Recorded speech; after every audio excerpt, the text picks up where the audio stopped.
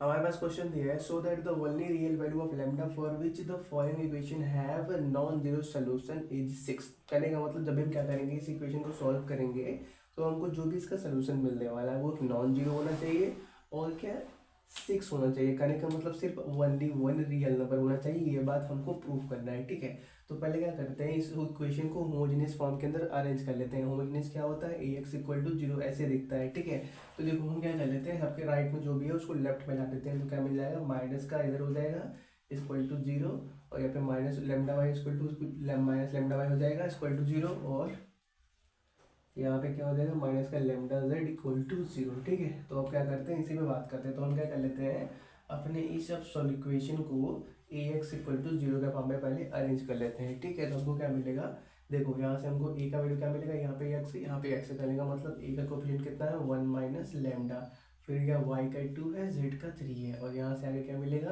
X का three, Y का यहाँ पे वाई, यहाँ पे वाई, मतलब क्या वन माइनस लेमडा और टू, यहाँ से टू थ्री और यहाँ से जेड जेड मतलब वन माइनस लेमडा। ठीक है, और वेरिएबल कितने हैं हमारे पास, वेरिएबल तीन ही एक्स वाई जेड है। ठीक है, राइट में कितना है, जीरो। तो देखो हमको दिया क्या है कि ये जो भी इक्वेशन का सोल्यूशन है वो कैसा होना चाहिए, नॉन जीरो सोल्यूशन होना चाहिए। ठीक है, कहने का मतलब जब भी हम इस मैट्रिक्स को आगे सॉल्व करेंगे तो इसका जो भी रैंक आएगा इसके नंबर ऑफ वेरिएबल से कम आएगा। ठीक है, हमको देखो क्या मालूम है कि जब भी किसी मैट्रिक्स का रैंक है वो क्या नंबर ऑफ वेरिएबल के बराबर हो जाता है। नंबर ऑफ वेरिएबल के बराबर हो जाता है तो हमारे पास क्या मिलता है, जीरो सोल्यूशन मिलता है, जीरो सोल्यूशन मिलता है। और जब भी हमारे पास किसी भी मैट्रिक्स का रैंक क्या होता है, नंबर ऑफ वेरिएबल से कम आ जाता है, तो हमारे पास एक नॉन जीरो सोल्यूशन मिलता है होमोजेनियस लीनियर इक्वेशन के केस में, क्योंकि अभी हम होमोजेनियस की बात कर रहे हैं। ठीक है, ये भी जितने भी हमने क्वेश्चन किए अभी तक वो सभी होमोजेनियस के थे। ठीक है, तो देखो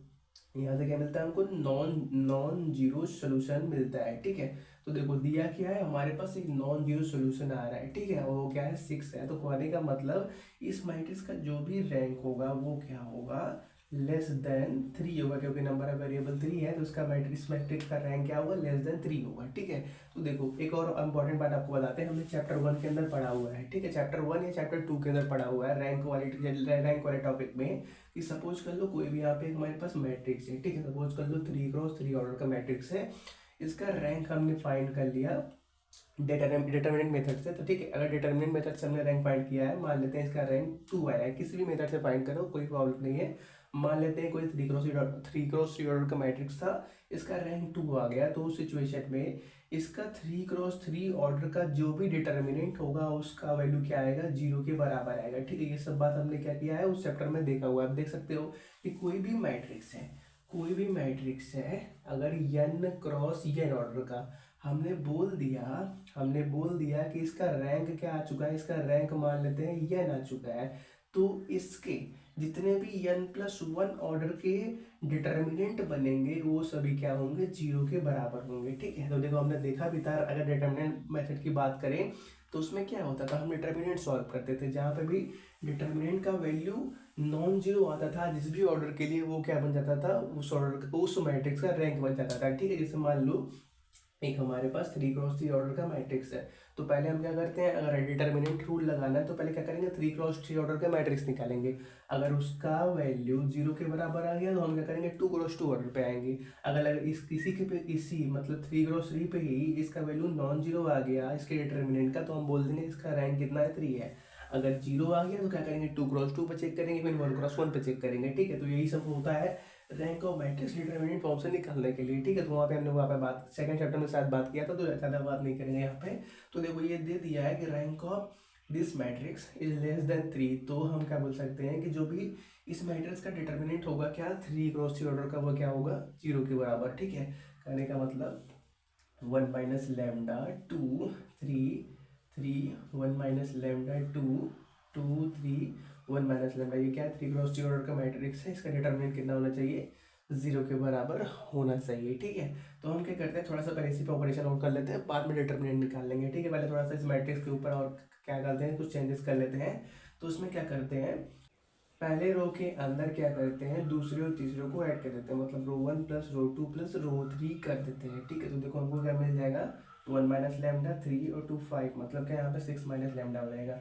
और यहाँ पे 2 है, 1 3 3 6 और माइनस लेमडा मतलब क्या 6 माइनस लेमडा यहाँ पे भी, और यहाँ पे क्या है 3 2 5 1 6 मतलब 6 माइनस लेमडा यहाँ पे भी मिल जाएगा। ठीक है, अब पहले रो से क्या कर लो 6 माइनस लेमडा आप निकाल सकते हो, क्योंकि देखो आप क्या कर लेते हैं इसको डिटरमिनेंट फॉर्म में चेंज कर लेते हैं। ठीक है, डिटरमिनेंट फॉर्म में चेंज करोगे तो ये क्या हो जाएगा ऐसे, और क्या ये ऐसे बन जाएगा और ये ऐसे बन जाएगा। ठीक है, डिटरमिनेंट फॉर्म में क्या कर सकते हो आप किसी भी रो में से एक नंबर कॉमन निकाल सकते हो, क्योंकि देखो जब भी डिटरमिनेंट में मल्टीप्लाई करते हैं तो वो सिर्फ क्या पर्टिकुलर एक रो या कॉलम में मल्टीप्लाई होता है। ठीक है, तो पहले रो में क्या है 6 माइनस लेमडा कॉमन है, तो क्या कर लेते हैं उसमें तो कॉमन निकाल लेते हैं। 6 माइनस लेमडा कॉमन निकल गया तो हमारे पास अंदर क्या बचेगा 1 1 1 3 1 माइनस लेमडा 2 और क्या 2 3 1 माइनस लेमडा। ठीक है, इक्वल टू राइट में क्या है 0 है, तो क्या कर लेते हैं सी के सेकंड कॉलम में क्या कर देते हैं C2 माइनस C1 कर देते हैं, और जो आपका थर्ड कॉलम है उसमें भी क्या कर देते हैं C3 माइनस C1, क्योंकि देखो अगर भी क्या करेंगे इसका डिटरमिनेंट निकालेंगे तो एक बड़ा नंबर मिलेगा,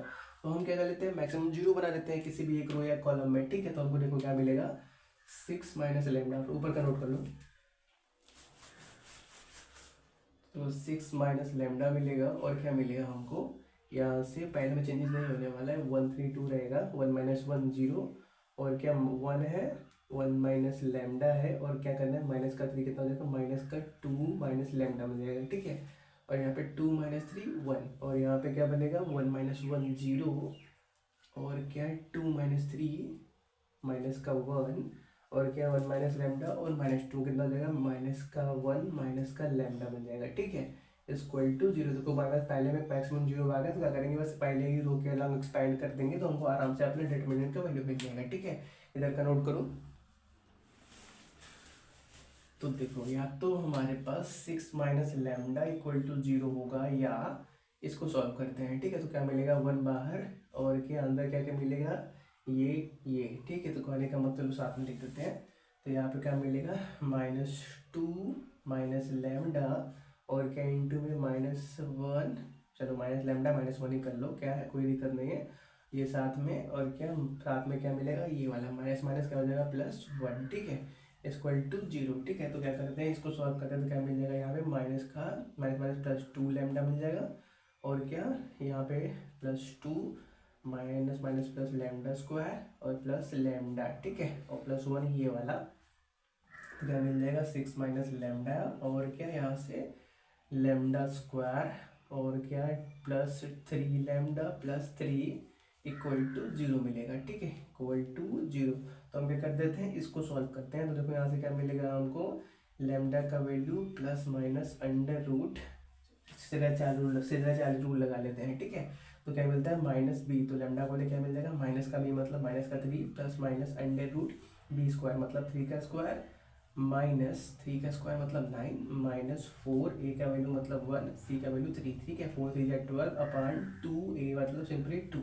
ठीक है, तो यहाँ पे देखो ये अंदर वाला नंबर क्या है 12 माइनस 9 मतलब क्या 9 माइनस 12 मतलब क्या एक नेगेटिव नंबर मिलने वाला है, वो भी रूट के अंदर, मतलब करने का मतलब यहाँ से जो भी हमको प्लस माइनस दोनों रूट मिलने वाले हैं लेमडा के वो कैसे होने वाले हैं इमेजनरी होने वाले हैं। ठीक है, तो जो भी हम इमेजनरी होने वाले हैं, लेकिन उसने सिर्फ क्या किया है नॉन जीरो रियल नंबर की बात की हुई है। ठीक है, नॉन जीरो रियल नंबर्स की बात की हुई है। ठीक है, तो हम क्या करेंगे इस वाले लेमडा के सभी इक्वेशन को इस वैल्यू को छोड़ देंगे, और ये बोलेंगे कि यहाँ से ये लिखा हुआ है जो 6 माइनस लेमडा लिखा हुआ है, यहाँ से हमको सिर्फ लेमडा का वैल्यू क्या मिलेगा 6 मिलेगा। ठीक है, लेमडा इक्वल टू क्या मिल गया 6, जो क्या हमारे पास रिक्वायर्ड सोल्यूशन उसने दे रखा था। ठीक है।